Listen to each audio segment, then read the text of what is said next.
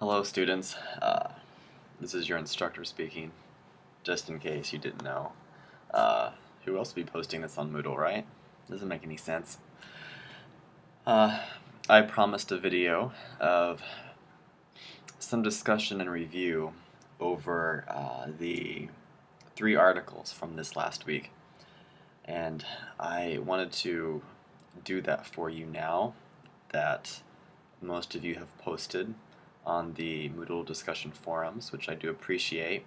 I did run through them very quickly to get some ideas of where you're coming from before I post this.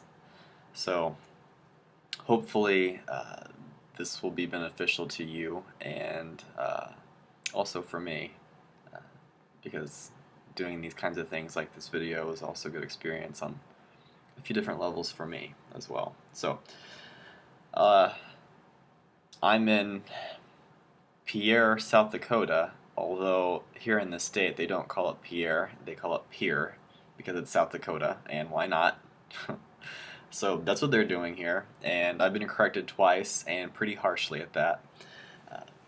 It's just not my way to say Pierre, excuse me, but my French background is coming out and wanting to call it Pierre. In any case, it's been a great conference. Had a pretty nice time, and I actually have a meeting with the governor later, which sounds fancier than what it really is because it's the governor of South Dakota. I didn't even know they had a governor. No, not really. I did know because every place does, but it's just weird to say.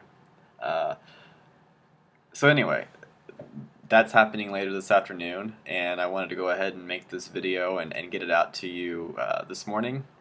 Here shortly, everyone in Alaska will be waking up, and of course, in Kentucky, it's like almost 11 o'clock, as far as when I'm recording this. So I'm already telling you too much, so we're going to move on with the material, and if you have any questions, please feel free to email me or try to contact me in some way. That would be completely fine. I do look forward to talking with you about some of these issues. So, last week, when we had our class meeting, we talked about population growth and energy consumption.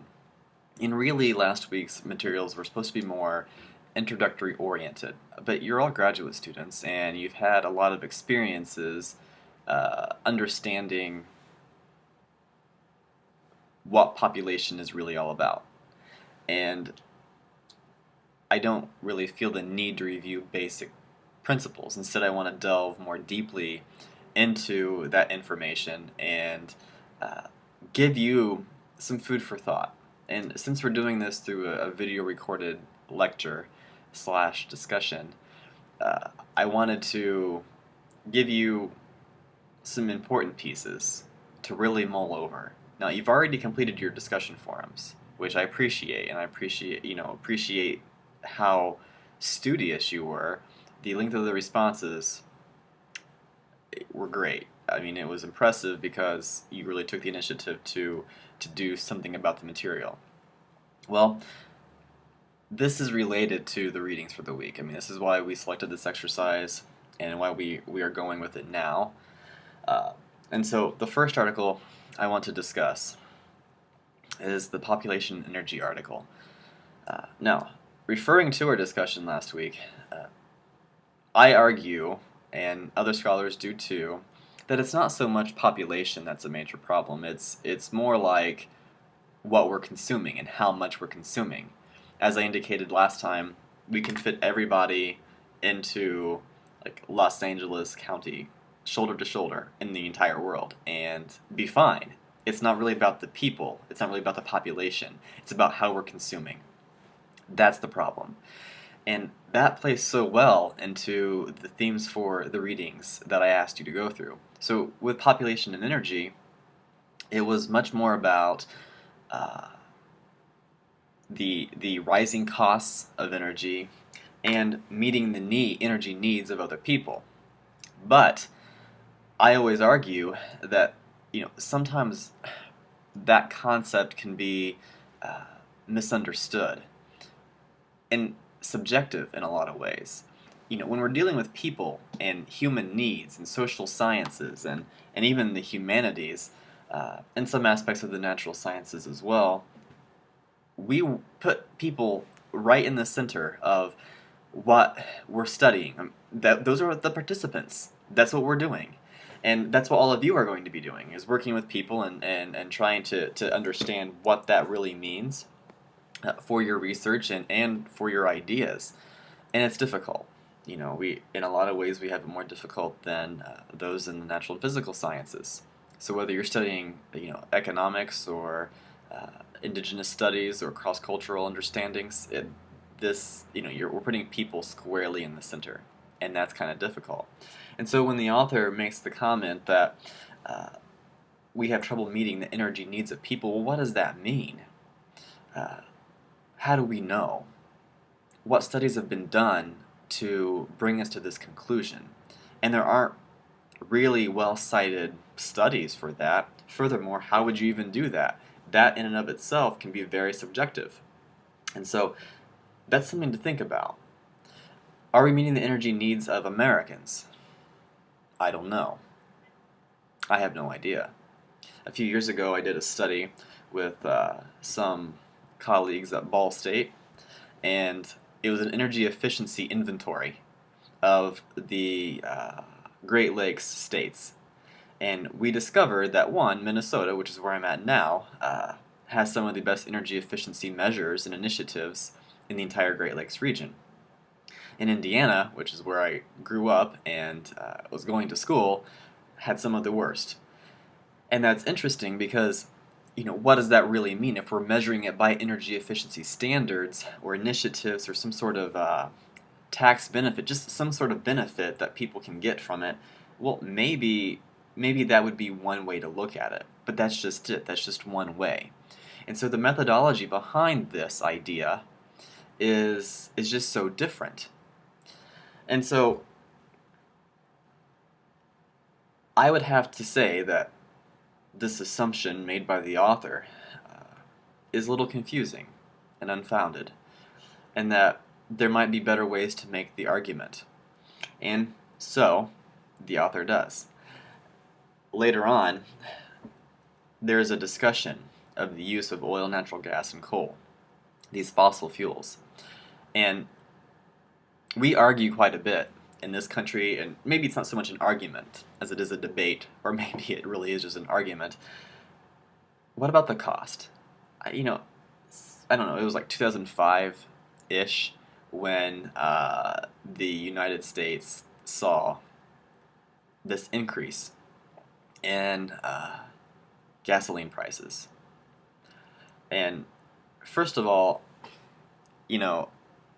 honestly, we're paying pretty good prices even now at $3.50 a gallon, depending on where you are in the United States. I've seen it just under $3 lately in a few places around Minnesota even, and I've seen it also in South Dakota at $3.50. And that is a major difference. Okay, I mean, when you're talking about something that costs so little anyway, 50 cents is a big deal when it's only a couple dollars. In any case, we're not really paying the full amount of cost for our gasoline or our coal or our natural gas. And here's a couple reasons for it. One, internationally we enter into agreements with different nations, and we get better prices.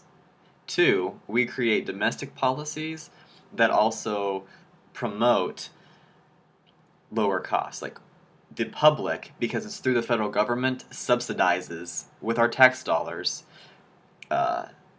these resources. It's why corn is so cheap as well. It's why water is so cheap. Water should be more expensive in some of these places. When I lived in the West, in Utah and Colorado, I did pay higher prices for water than I do in Minnesota. And I'm not sure what the cost is in Alaska, because I know there's ample water up there, but there are other issues too, such as infrastructure. But I still didn't pay in Colorado and Utah the price that water should be charged. Not at all. Even though it was a $70 a month bill, which was the highest, because back here in Indiana it's like $30, and or back in Indiana it was $30. And in Minnesota, I don't even know. It's part of my rent, so it's more fixed. So I don't think about it at all. But I was always more cognizant of it in the West. But I still didn't pay at $70 a month the full cost of what water should be. So that's important to really know and to think about, because we're getting some pretty good deals here in this country. And so our discussions about these issues, our debates, revolve around this. And I think that's important to consider. I think it's important to know. Now, this bias influences the discussion that does take place. So we're not dealing with problems that the world really deals with in the US about what we've talked about thus far, and that includes population. Our perception of population is different. Again, I said this last week. Of course, we want to say that it's a population issue because we are a leading consumer of goods, of natural resources in the entire world. So it's saying that we need to change our consumption means we have to change our American lifestyles, and that makes us uncomfortable. That makes us very uncomfortable. And so it's easier to point at a developing country where couples have 5, 6 children, or even 3 or 4. It doesn't have to be something so radical, 6. But it's easier for us to say we should change that. That's the problem. And it's not that we can have linear population growth continually over time. It's just that we need to really get a better idea of what we can do to stop this issue. And it's the same way with energy costs. If in fact we ever got into a situation where we need to address an energy issue, how are we going to do it?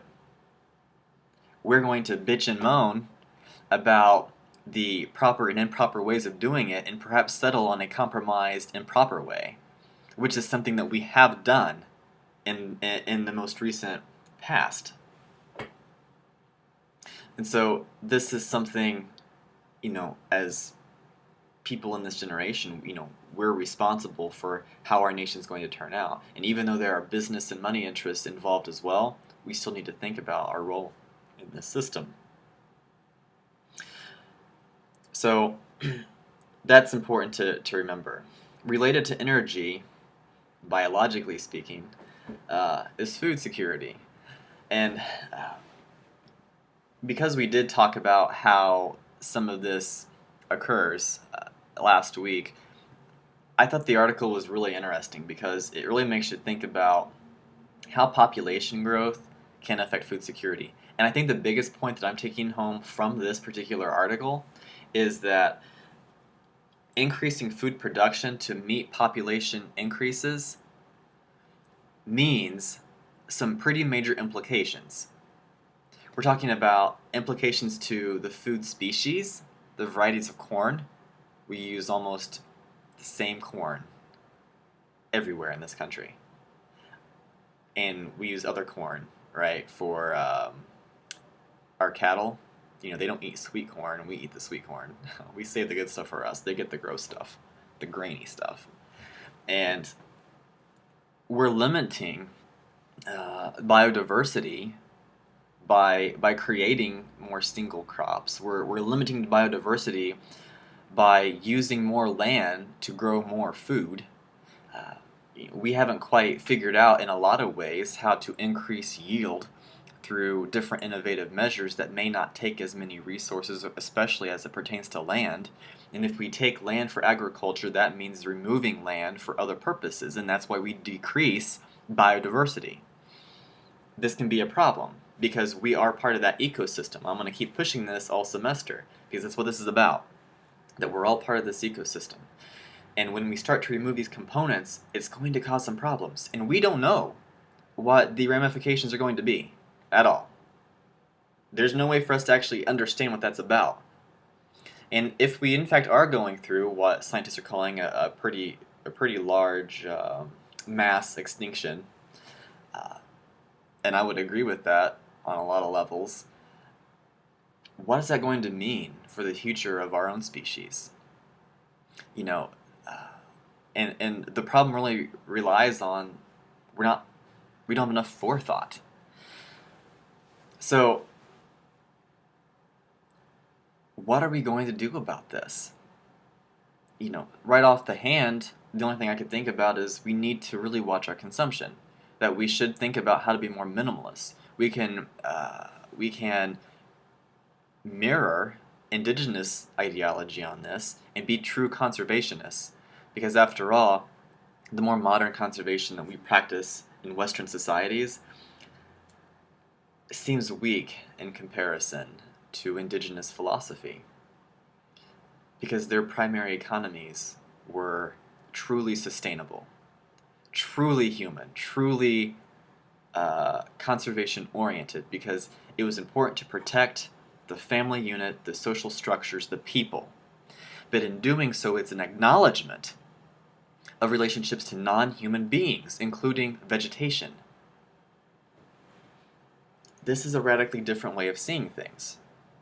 And that's also related to the third article, different look at the population problem, where the author talks about essentially that domination and colonization is what's promoting the economic, environmental issues that we are facing, and that the population problem is only a problem because of how things are being framed by the more dominant society.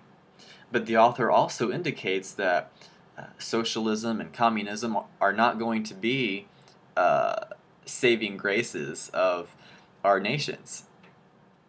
These ideologies have not been implemented as well as they may seem on paper, because on paper it sounds like everybody could be happy. But they have not been implemented in that way, because they've come with dictatorships too. But so is capitalism, right? Think about that a little bit.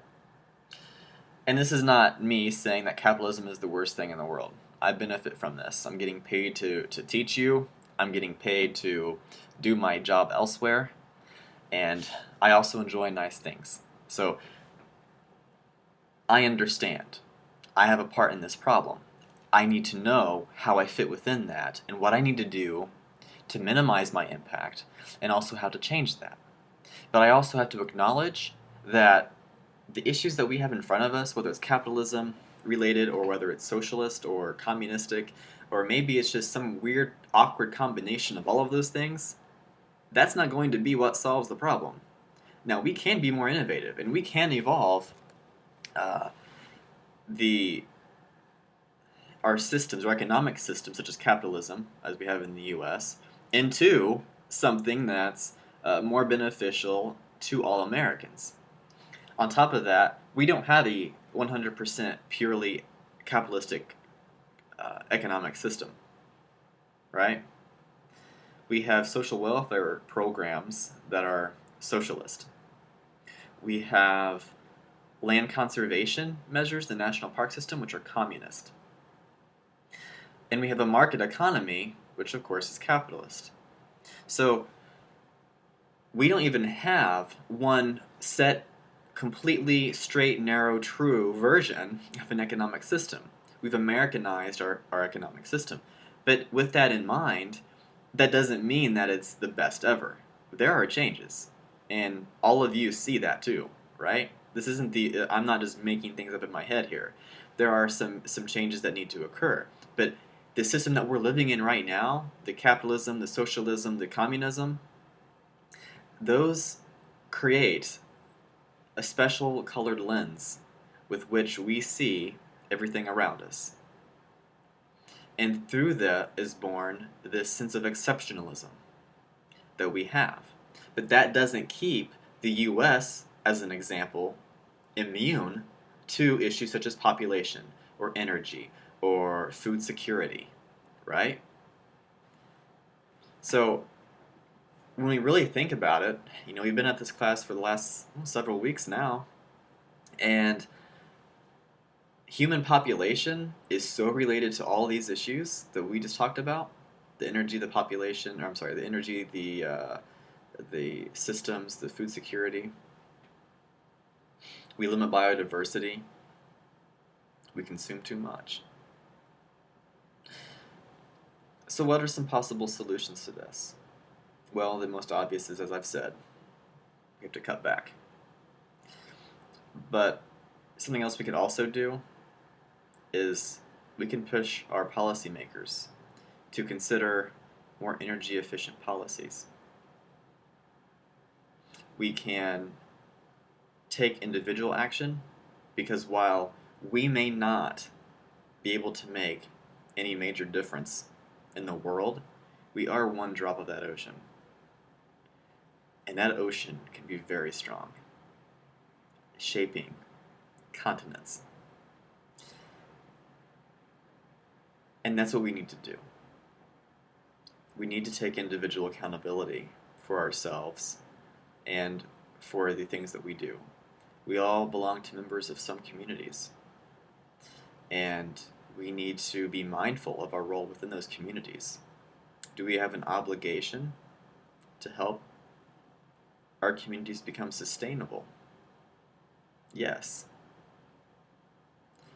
As much as it would be nice to be able to only think about ourselves and look out for our best interests reside with other people. We don't have to love them all the time. We don't have to make sure everyone has the surgeries they need. Right? I'm not saying that. But I am saying that we do have a role in our communities, in the social structure. We always have, and we always will. It doesn't matter what technology or issues that we do face, or that we do have arise. We will always have other humans. And we will always be part of a community, and we'll always have to operate within these frameworks. So what does population mean to me? As we close the discussion of population, I will go back to what I have said. I don't think the issue is with population. I think the issue is with consumption. But that is not to say that we can keep growing in our population and that someday we're going to have to deal with that. But something that we can change most immediately is our own individual behaviors instead of those behaviors of others. So that's my 2 cents. My whole 25 minutes worth of information for you. If you'd like to speak more about it, let's do that. I'm ready for it. And if you want to take an opposite stance, please do. I don't grow if I don't hear things too. Furthermore, you may make a great point that changed how I perceive this very issue. So don't withhold from me, right? And I won't withhold from you. So I look forward to hearing everybody on Thursday, same time, same place, or wherever you're at. It's fine with me. And we will commence with, let's see, what are the readings for the week 5? Our communities and the environment, climate change and global environmental change. Well, that's going to be really good. I'm looking forward to talking with you guys about that too. So I hope you've had a good weekend. I hope that your week turns out well, and I look forward to speaking with everybody on Thursday. Bye.